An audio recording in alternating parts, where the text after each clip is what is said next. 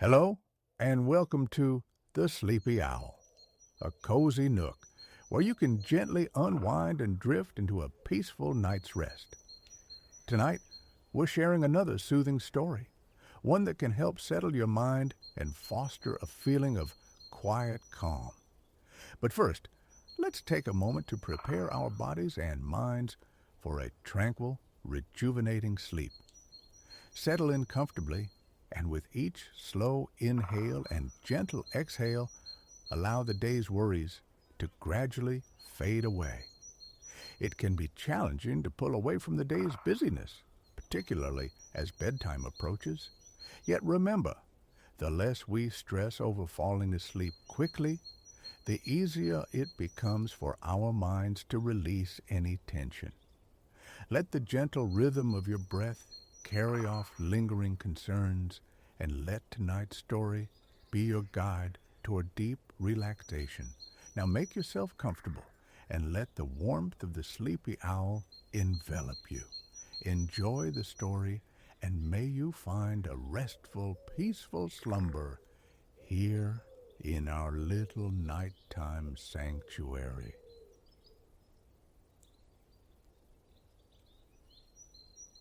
Let your breath settle into its own quiet rhythm now. Allow the image of your peaceful sanctuary to dissolve, melting away gently, replaced by the sun-drenched vision of an immense turquoise sea stretching off Australia's coast. Gold light cascades down as you find yourself seated in a motorboat, the Azure Dart, easing towards a small island draped in palms and a dense tapestry of green. The soft sigh of waves kisses the boat's hull, a counterpoint to the vessel's low thrum across the water and the caress of the breeze against your skin. Far ahead, piercing the horizon, stands the alabaster summit of a tall structure, the lighthouse of Coral Isle. And here, precisely here, our narrative unfurls. The Azure Dart pushes steadily onward. Closing the distance to the island, Captain Elias charmingly confirms is named Coral Isle. As you near the shore, he cuts the engine. The boat's momentum wanes, gliding now. In the sudden hush, the waves too seem quieter, murmuring against the white fiberglass flank. Leaning over the side, you peer into the translucent water, witnessing vast shoals of minuscule fish. They pulse through the shallows, their collective movement casting fleeting, rippling shadows across the pale umber sand below. Your gaze lifts ahead, drawn to the island's miniature forest of fragrant palms and eucalyptus. Their leaves shiver in the breeze, dispatching a subtle perfume towards you on the air. Rising clean through the center of this verdant canopy is the White Lighthouse. Its architectural stillness offers an arresting counterpoint to the surrounding natural motion, the trembling leaves mirroring the water's constant flux. The rustling foliage sounds like soft, scattered applause, a welcoming ovation to this isle. Though compact, this stretch of land possesses an undeniable beauty. Drifting closer still, you drink in the coastline's palette. Transparent shallows reveal the warm brown sand beneath. Further out, the clarity surrenders to the ocean's shifting greens and blues, an aquatic expanse reaching unimpeded towards the horizon, where the water finally touches the faint wash of the sky. With barely a ripple, the boat nudges against the wooden pier. You step onto the weathered timbers, poised for exploration. Captain Elias offers a parting wave. He intends to fish, promising his return later in the day to collect you. The pier delivers you onto a ribbon of incandescent sand that girdles the entire island. Stepping from a wooden walkway, you cross the beach into a small clearing embraced by the cool shade of tall trees. A horseshoe arrangement of huts and cabins nestles here, offering refuge for travelers intending longer stays. You run a hand over the smooth wall of one cabin, detecting a faint pattern of tiny grooves, seemingly mimicking the offshore swells. Just beyond the primary cabin, a cluster of leafy trees screens the base of the Coral Isle Lighthouse. This edifice, the island's centerpiece, and the purpose of your visit, beckons, yet a curiosity to first explore the island's natural contours prevails. To one side, a weathered signboard catches your eye, detailing the local wildlife. Scanning its text, you learn the creatures inhabiting this isle are descendants of generations past. Some braved the swim from the mainland, others arrived through migrations across time. Gradually, they forged their own distinct animal community here on Coral Isle. Embarking on your circuit of the island, you inhale deeply its unique perfume, a blend of palm, eucalyptus, and the clean tang of salt water. To you, it smells precisely like a perfect day beside the sea. Your path curves gently, and soon the pier slips from view behind you. After walking some distance, the idea of a brief swim becomes irresistible. Distant reefs shield the island from powerful waves, rendering the near-shore waters calm, inviting. Slipping off your shoes, you wade in until the water climbs your legs, then surrender your whole body to the refreshing coolness of the sea. For a time, you simply glide, then float weightlessly on your back, cradled by the gently undulating current. The midday sun is potent, bright, compelling you to close your eyes. You lie utterly still, the cool sea a balm against your back, while the sun lavishes warmth upon your face and limbs. Held in the ocean's embrace, the only sound is the quiet liquid murmur surrounding you. After several minutes of repose, feeling profoundly relaxed, you're ready to proceed. Wading back to shore, you retrieve your shoes and cross the sand once more. You discover a narrow, worn ribbon of earth winding through palms and coconut trees. Fallen fruit litters the ground. Picking up a coconut, you register the stiff, fibrous hairs against your palm. It feels heavy, ripe. Returning to the beach, where small rocks lie in scattered cairns, you bring the coconut down sharply against a jagged edge. It cracks, releasing a cascade of liquid crystal that sparkles in the sunlight. Tilting the broken shell above you, you let the juice rain into your mouth. The fluid flows easily, its taste fresh and subtly sweet. Once drained, you use the rock again to split the husk further. It yields two perfect halves. Breaking these once more leaves 4 crescent moons of white flesh glowing on the sand. One by one, you lift the pieces and savor the delicious slices. Crisp, yet surprisingly tender and moist. A sweet, tropical fragrance perfumes the air. Coconut consumed, you decide to continue your walk amongst the trees. A low, persistent buzzing emanates from one of the palms ahead. Soon, you pinpoint its source. A beehive, curiously shaped like a pineapple, suspended from a frond. The hive's weight causes the palm trunk to lean slightly, emitting faint creaks. Giving it a wide berth, you press on through long, reedy grasses until you emerge onto the beach again. This sandy perimeter stretches unbroken around the island, leading eventually back to the main pier. You stroll along the shore for a while until inevitably the tall stone structure that lends the island its renown comes into view. You have finally arrived at the Coral Isle Lighthouse. The entrance stands open, a grand set of double doors painted a striking crimson. The lighthouse walls ascend, perfectly smooth and curved. About halfway up, tall ledged windows punctuate the stone, perhaps 10 meters in height.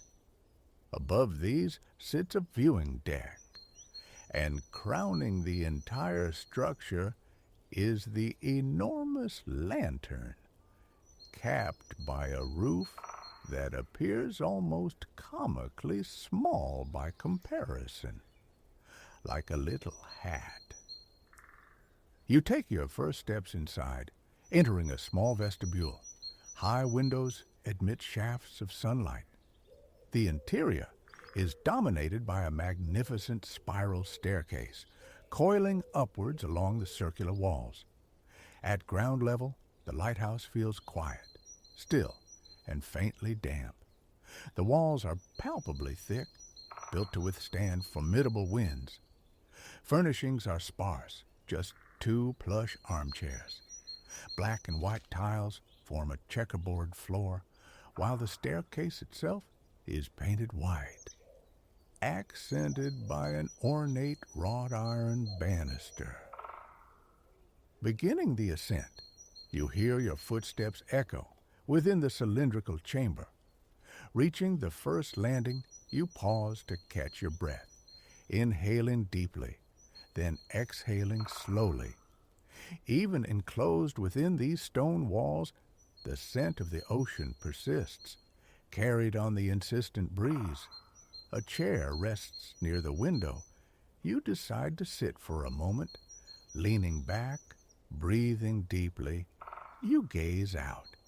Beyond the fringe of palm trees, the ocean glitters, an endless expanse of sparkling blue.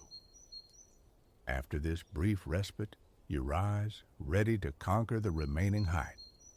The staircase narrows as it climbs, now illuminated by glorious sunbeams pouring through the upper windows. At last, you reach the final step. You find yourself in a bright room with slanted walls. One wall immediately captures your attention, adorned with a charming mosaic. Moving closer to examine this unexpected artwork, you discern the image, a green lizard lounging contentedly in the shade of a coconut palm.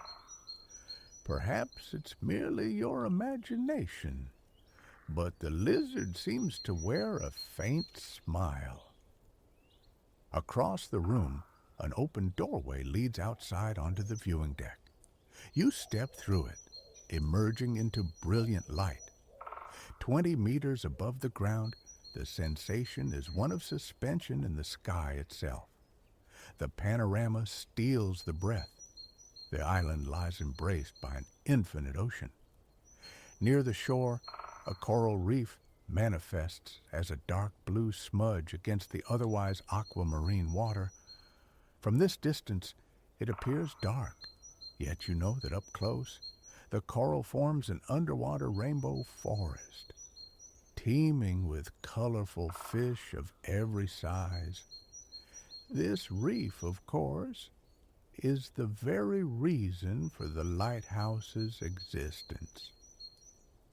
Your gaze drifts from the magnificent vista to a sign affixed to the railing. You begin to read. A century ago, Coral Isle was absent from nautical charts.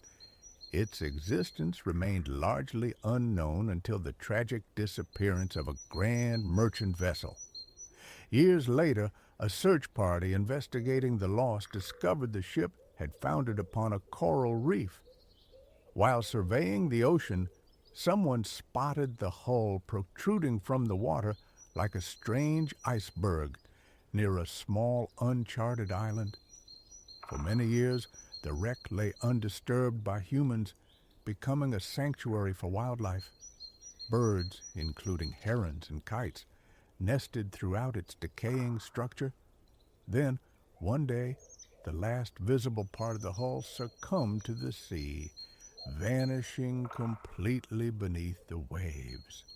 Now, the shipwreck serves as a popular site for divers, located near the reef, just off the coast of Coral Isle. As you finish reading, a subtle awareness arises. You're not alone on the viewing deck. Turning, you see a man clad in a flannel shirt and jeans. His expression is open, welcoming. He introduces himself as Alistair, the lighthouse keeper, extending a hand. You shake it, noting the dry, leathery texture of his skin, weathered by sun and labor. Curiosity stirs within you about the daily rhythm of a lighthouse keeper's life, the nature of his duties. Alistair walks to the opposite side of the lookout, beckoning you to follow. A small steel ladder ascends towards the gigantic lantern above. Climbing the ladder, you feel fine. Powdery rust transfer to your fingertips. You follow Alistair, who has already scaled the 20 rungs to the platform above. Reaching the top, you stand beside a stone structure supporting the light itself. Directly beneath the lantern is a small doorway leading into the keeper's personal quarters. He invites you inside. The ceiling is low, the room surprisingly dim. It contains a small bed, a battered chest of drawers, and a stack of books. Inhaling, you notice the pervasive salty tang that fills the space. The scent of the sea permeates everything in the muted light. Alistair moves to the far side of the room and opens a hatch set into the ceiling. With practiced ease, he ascends the ladder dangling down, then calls for you to follow. Climbing up behind him, you soon find yourself standing directly beside the massive light assembly. The array of bulbs creates a complex shimmering surface. Sunlight bounces off the large reflective dish positioned behind the twinkling glass. Peering into the multifaceted lens, you see a beautiful, fragmented distortion of your surroundings.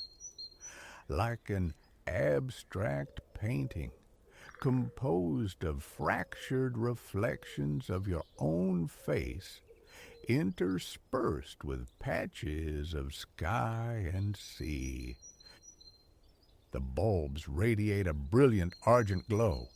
You settle into a nearby chair, watching Alistair, curious about his next action. He busies himself beneath the light mechanism, adjusting wires, employing specialized tools. His movements create a slow, rhythmic, metallic beat.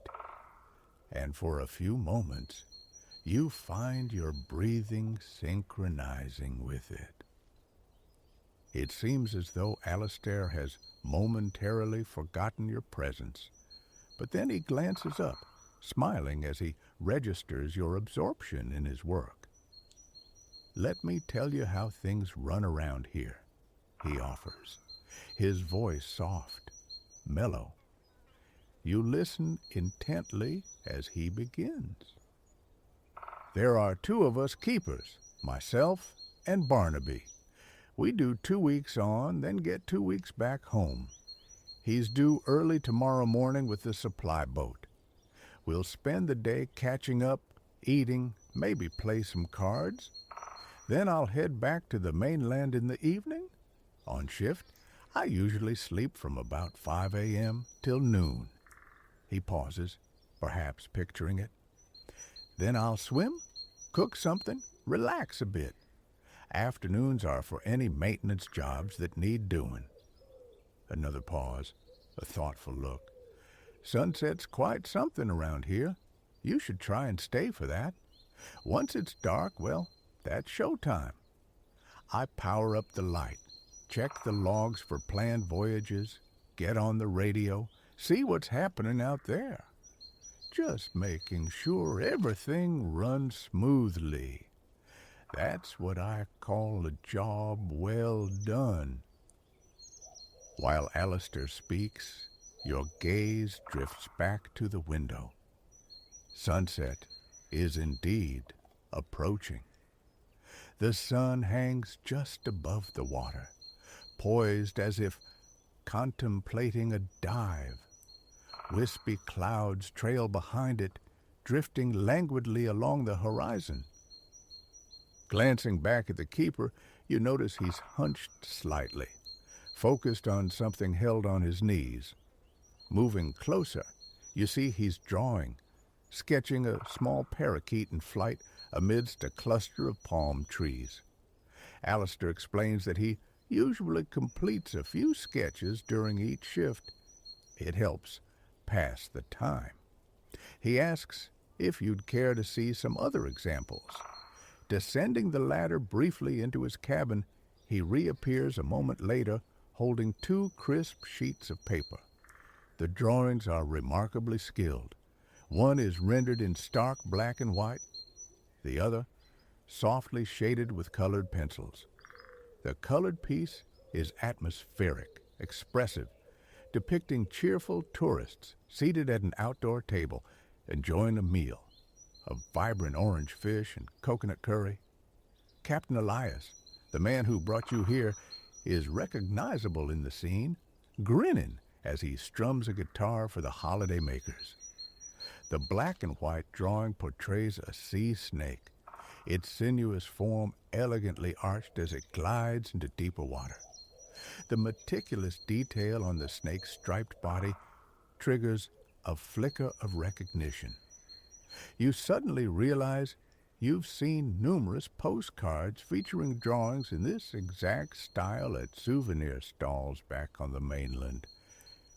When you mention this observation, Alistair nods, a pleased expression on his face. He confirms they are indeed his own creations. Then he gestures toward the window. The sun is setting now. Half the solar disk appears to rest upon the ocean's surface, its reflection on the dazzling water, completing the circle. The sky is consumed by the sunset's fire, transformed into a watercolor wash of intense orange and soft pink.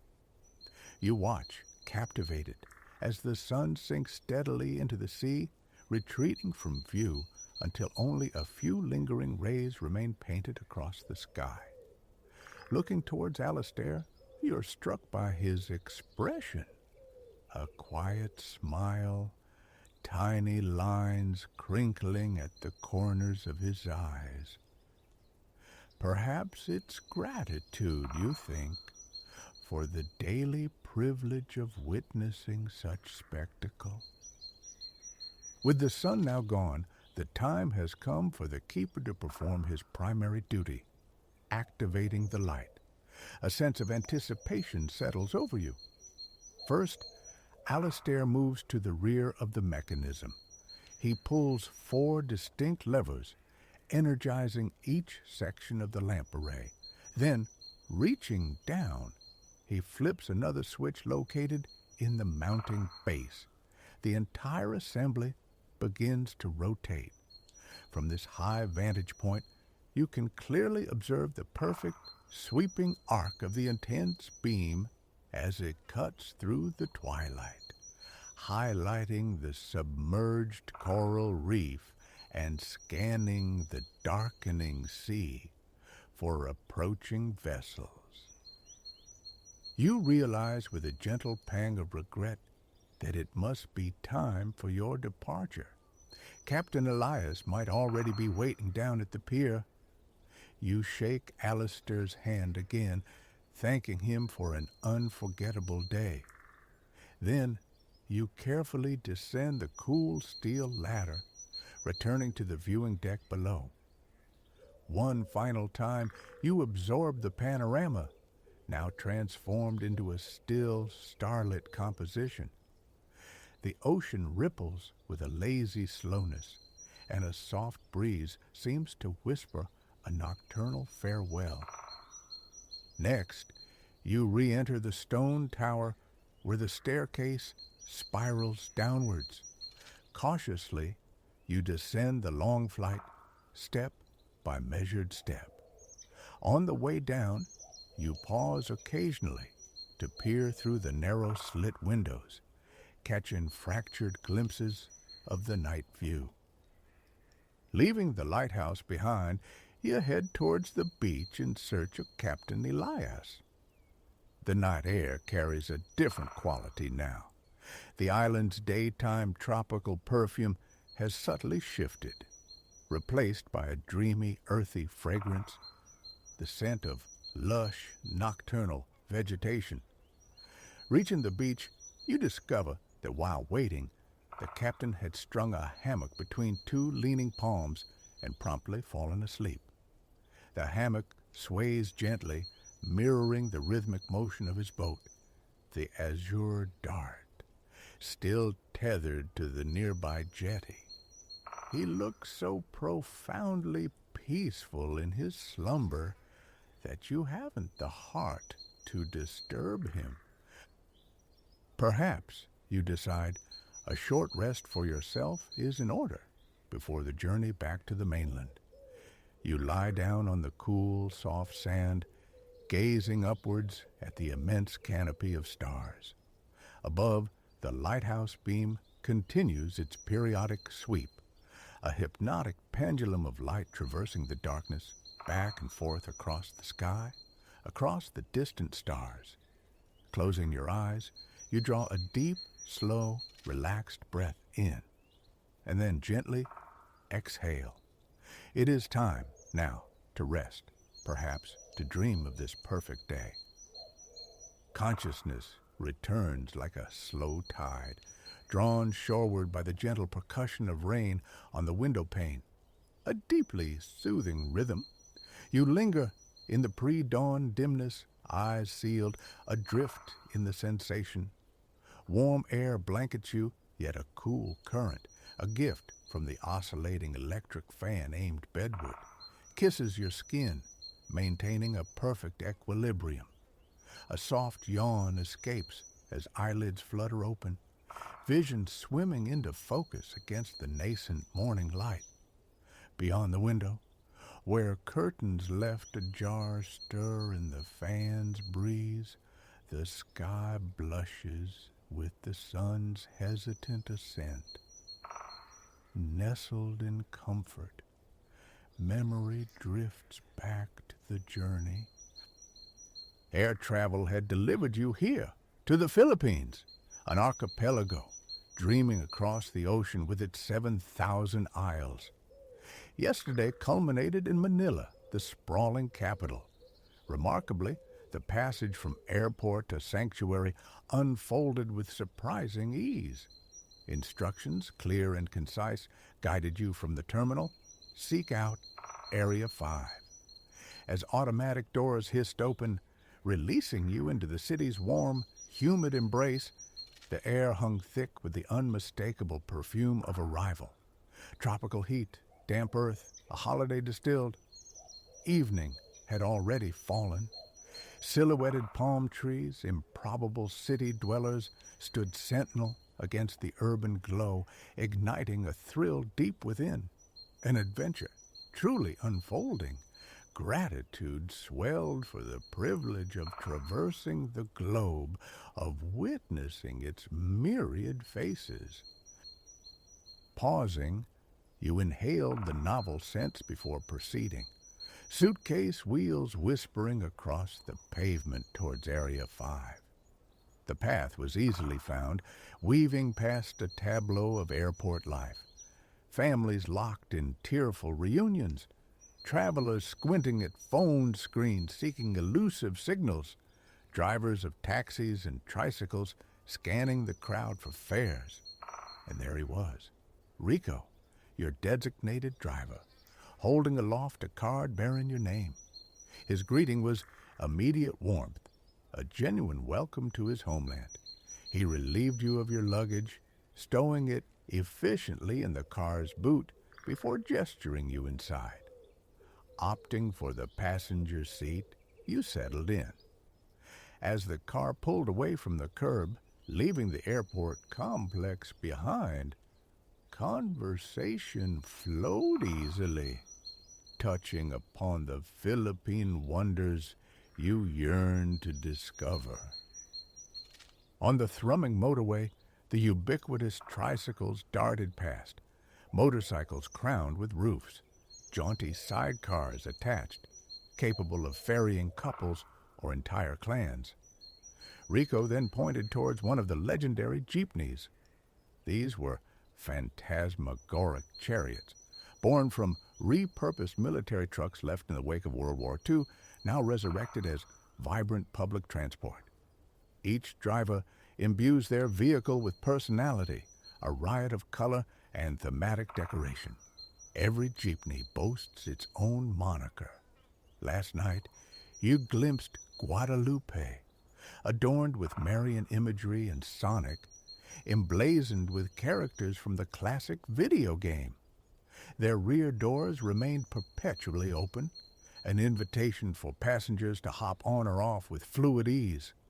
Exiting the motorway, the route shifted to quieter lanes, winding into a residential enclave. Here, life spilled outwards. Plants and trees erupted from every conceivable patch of earth. Pots lined walkways alongside blossoming trees in a riot of color. A smile bloomed, seeing the palpable care invested in these neighborhood sanctuaries. The residents cultivated not just flora, but community. Finally, the car eased to a halt before your haven for the next 2 nights. A house on a tranquil street, as verdant and meticulously kept as its neighbors. Stepping from the air-conditioned cocoon back into the enveloping warmth felt like sinking into a gentle, humid hug that seemed to cleanse your very pores. You surveyed the street. A few doors down, a family sat companionably on their doorstep, sharing drinks and conversation while children's laughter echoed nearby. Rico rapped on the door of your lodging. It opened to reveal an older woman with kind eyes, Tia Elena. Tia, she'd later explain, signifies auntie in Tagalog, a principal language here alongside English in Manila. Sensing the journey's weight upon you, Tia Elena ushered you inside with a welcoming smile, leading you directly to your room. It held an immense bed, a private bathroom, and windows overlooking the quiet street below. Sleep beckoned irresistibly. After a brief tour of the facilities, Tia Elena bid you good night, leaving you to succumb to exhaustion. This morning, sprawled across the vast mattress in the dawn's soft glow, you barely recall drifting off. Utterly spent you must have been. But now, stretching luxuriously, limbs extending across the cool sheets, you feel revitalized, alight with anticipation for the day. In the bathroom, you encounter the tebo, a traditional bathing implement involving a bucket of water and a sturdy dipper. Lifting the dipper, You sluice cool water over your skin, a bracing cascade that banishes lingering drowsiness and tempers the morning warmth. Dressed, you descend the stairs to find Tia Elena has prepared breakfast. Pandesal, delectable, cloud-like Filipino bread rolls, sit alongside perfectly fried eggs. She demonstrates, tearing open a warm roll, tucking the egg inside. The first bite is pure, simple bliss, exactly as delicious as imagined. Tia Elena pours a cup of fragrant sweet coffee. You offer profuse thanks. A flawless morning unfolds. Tia Elena opens the wide front doors, blurring the line between indoors and out, allowing you to sit embraced by the building's shade while feeling part of the street. The rain has ceased. The sun now reigns supreme in a sky swept clean of clouds. From this vantage point, you witness the city stirring awake. Tricycles hum past, their drivers offering friendly waves. Women, young and old, diligently sweep the pavement before their homes. Street vendors ambulate, their calls weaving a rhythmic tapestry through the morning air. Eggs, vegetables, ice cream. One vendor chants the name of his offering, Tahoe, a warm, sweet concoction of silken tofu and syrup, a breakfast staple. Tia Elena urges you to try it. For 8 pesos, the vendor ladles the trembling, warm mixture into a small cup. He watches, expectant. You take a sip. The silken tofu glides down, ethereal and comforting, bathed in sweetness. It's utterly delicious, unlike anything tasted before. You thank the vendor, whose face beams with pleasure at your approval. He moves on, his cry of Tahoe receding down the street, a familiar morning melody for the neighborhood. Breakfast concluded, the urge to explore Manila takes hold. Tia Elena waves farewell as you set off, following the lingering echo of the Tahoe vendor's call. Along the way, residents pause their morning routines to offer greetings, inquiring about your origins, generously suggesting sites. The world's oldest Chinatown, a nearby vintage market, numerous stunning churches, perhaps a jeepney ride to one of the major museums. An excellent plan begins to form. Kind strangers direct you to the appropriate jeepney stop. Soon, a brightly painted vehicle approaches, the museum's name displayed prominently on a card in its windscreen. You extend your hand. The driver pulls over smoothly.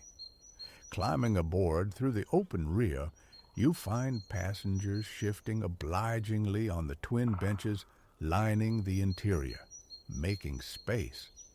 You count out the fare, passing the coins down the line of hands toward the driver at the front. The jeepney plunges back into the city's vibrant chaos, streets teeming with markets, shops, stalls, and humanity. A kaleidoscope of sights flashes past the open doorway. The journey feels astonishingly brief. The jeepney halts directly before the museum, and you disembark. The building looms, immense and white, its grand entrance flanked by imposing columns. Stepping inside is like entering a sanctuary of cool, still air. Various sections beckon, but today the Museum of Fine Arts calls. It is vast. Gallery after gallery unfolds, perhaps 30 in all, showcasing works by 19th century Filipino masters alongside creations by contemporary painters sculptors, and printmakers. Here resides some of the most compelling art you have ever encountered. You pause before a particular painting, arrested by its colors, its narrative depth. It's a sprawling canvas, a universe unto itself, depicting the rich tapestry of life in the Philippine provinces. Families, laborers, animals, daily activities, festive games. The style hints at fractured perspectives reminiscent of Cubism, yet rendered with a uniquely Filipino sensibility.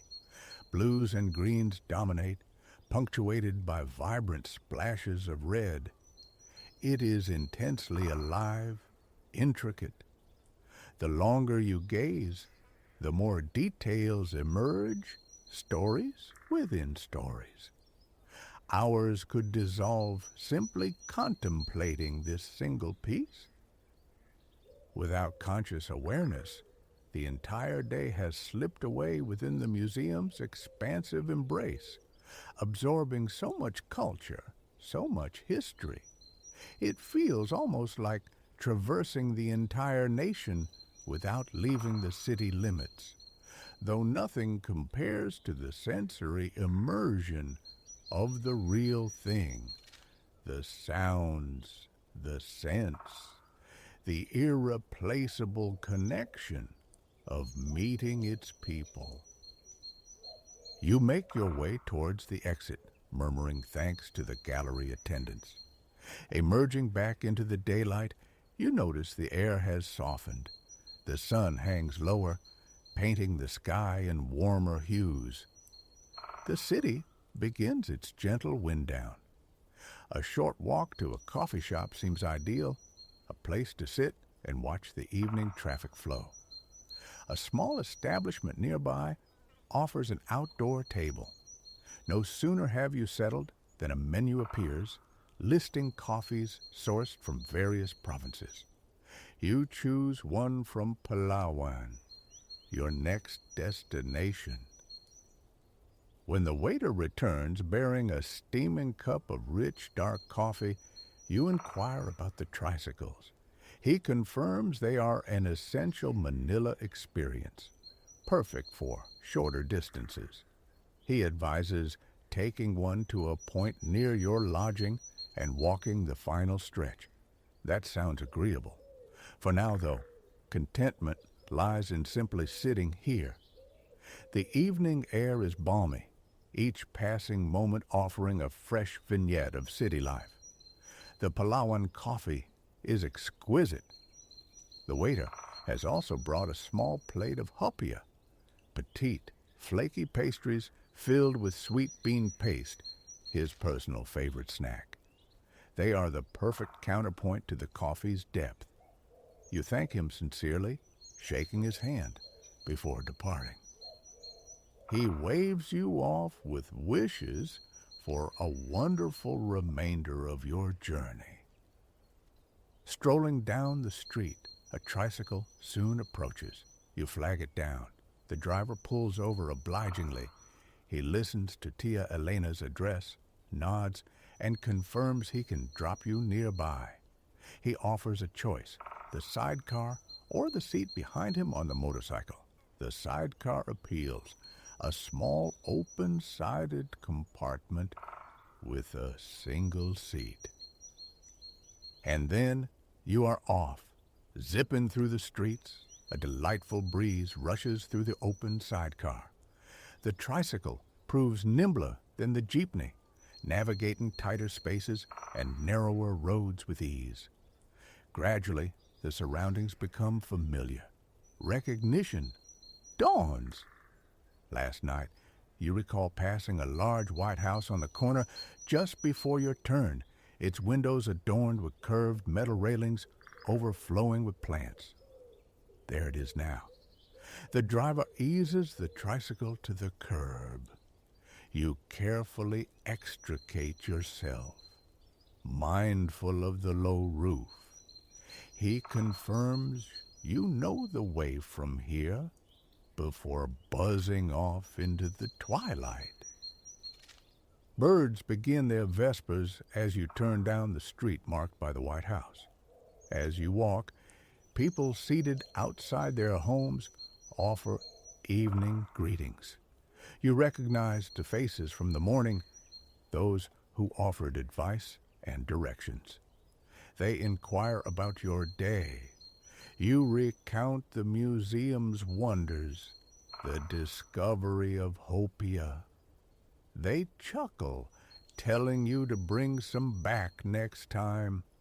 You laugh along, promising you will. Approaching Tia Elena's house, the aroma of something delicious cooking wafts out to meet you. The front doors stand open, welcoming you in. A quick freshening up before dinner seems wise. Tia Elena calls a greeting from the kitchen. You reply, "You'll be down shortly." "See," she answers warmly. "Go ahead." "Sure." Standing before the basin, you turn the tap, letting cool water pool in your cupped hands. Lathering the soap, you massage the bubbles over your skin before rinsing clean. Leaning over, you splash your face repeatedly. The coolness is instantly reviving, a pleasant shock against warm skin. Reaching for a soft towel hanging nearby, you gently pat your face dry. Much better. Descending the stairs once more, drawn by the intensifying delicious scent, you find the table laden. A large bowl brimming with vegetables in a rich tomatoey sauce immediately captures your attention. Pinakbet, a beloved dish, served alongside fluffy white rice. Tia Elena emerges from the kitchen just as you sit, carrying a bowl of steaming rice. She offers it to you. You spoon a generous portion onto your plate with thanks. Next, you ladle the vibrant pinakbet over the rice, its sauce glistening. Your mouth waters in anticipation. Politely waiting for Tia Elena to serve herself, you finally lift your spoon, gathering rice, sauce, and tender vegetables. The first taste is perfection. The vegetables, soft yet retaining their integrity, meld beautifully with the light, fluffy rice and savory sauce. You recount your day, describing the captivating painting at the gallery. Tia Elena nods knowingly as you describe it. It's by Vicente Manansala, her favorite painter, she reveals.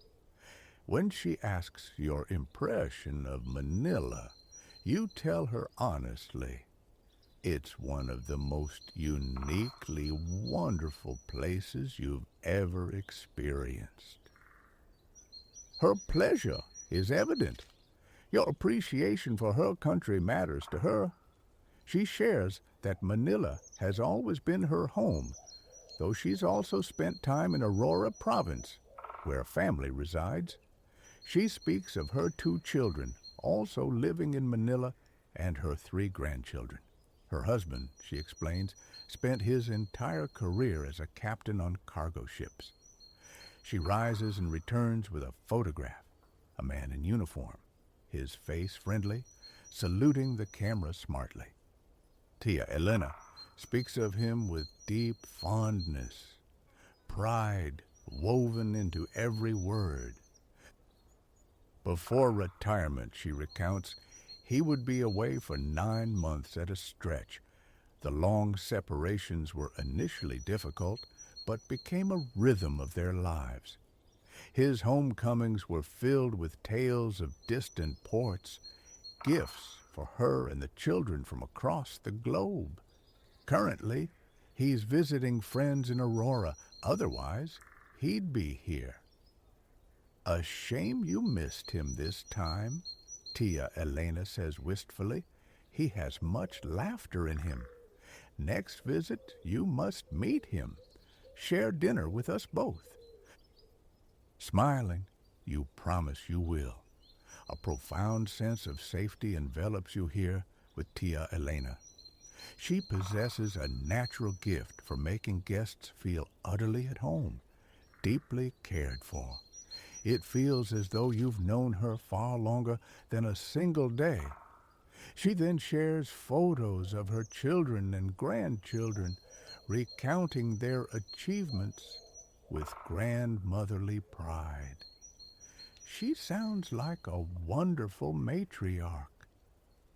Your family is lucky to have you, you tell her sincerely. Soon, eyelids grow heavy. Tia Elena gently insists it's time for rest. Tomorrow holds another long journey to Palawan, the famed island province at the archipelago's southwestern edge, whispered to possess breathtaking beauty.